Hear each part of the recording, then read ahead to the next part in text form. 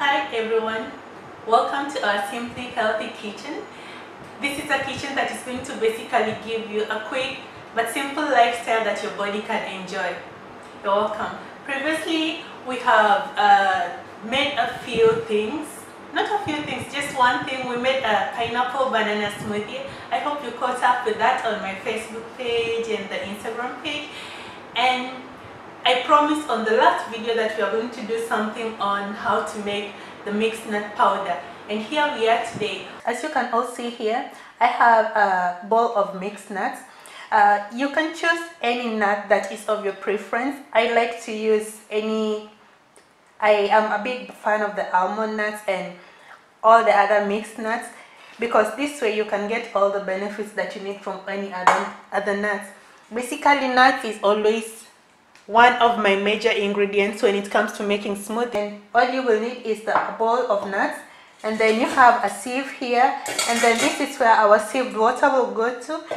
And this is any spice that you'd like to have, but in this case I would like to use a little salt and maybe some little cinnamon just for the good smell. And all you will do is first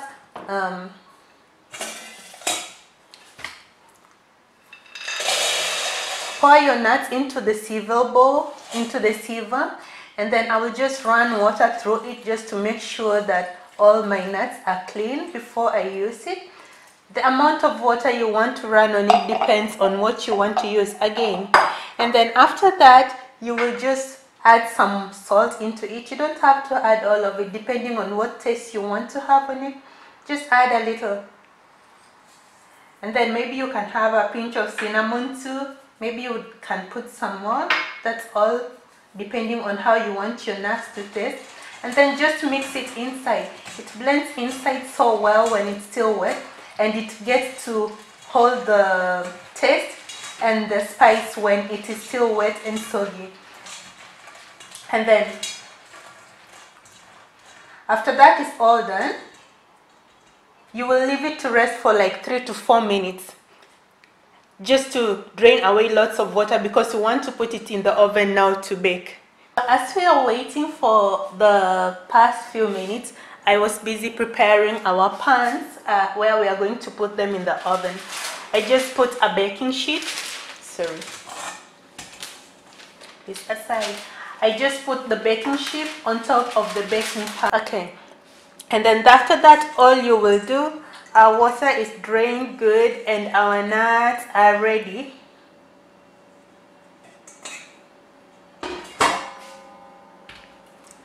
You will just take it and spread it on the baking pan. I try to make the layer as thin as I can so that it can all receive the heat uniformly.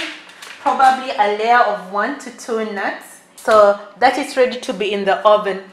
I have already, you can see, just like a layer of 1 to 2 nuts, so that the heat is spread uniformly.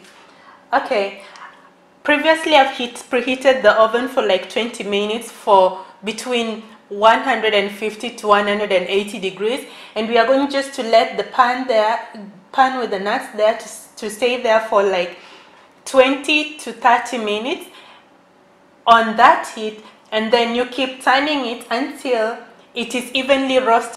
As you can see, my nuts are inside the oven, but then I have 2 trays because my nuts are so much, and I told you that depends basically on the amount that you want to serve. So then we are going to leave for 20 minutes. I have my oven on a timer, and then after 20 minutes then we'll change, but keep checking. If the heat is too much, it could vary. The amount of heat could be varying. Just keep checking, because you don't want it also a little bit so much roasted. You want something that is medium roast. So keep checking. So this is the nuts straight from the oven. It's a little bit too hot for me to touch, and I might not be able to ground it now. So I'll give it just like 2 minutes.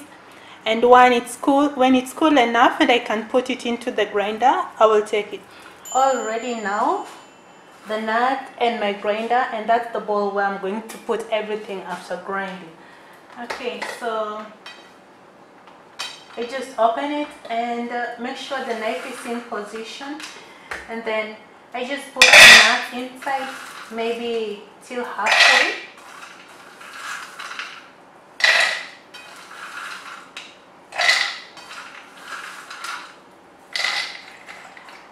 I make sure it's almost halfway because, and maybe I don't go beyond, because what I notice is that when I'm grinding the nuts and it becomes it takes a powder form, then the amount is just increased and it might be more than what my grinder can contain.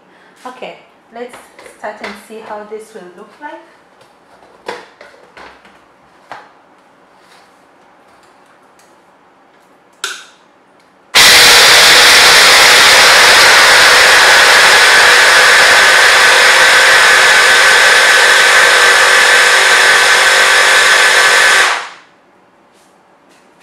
And that's it. I'm done grounding. I don't ground it for too long, just as I told you, because I don't want it sticky. So like this, it's just good for me. I get the powder form of the nut already.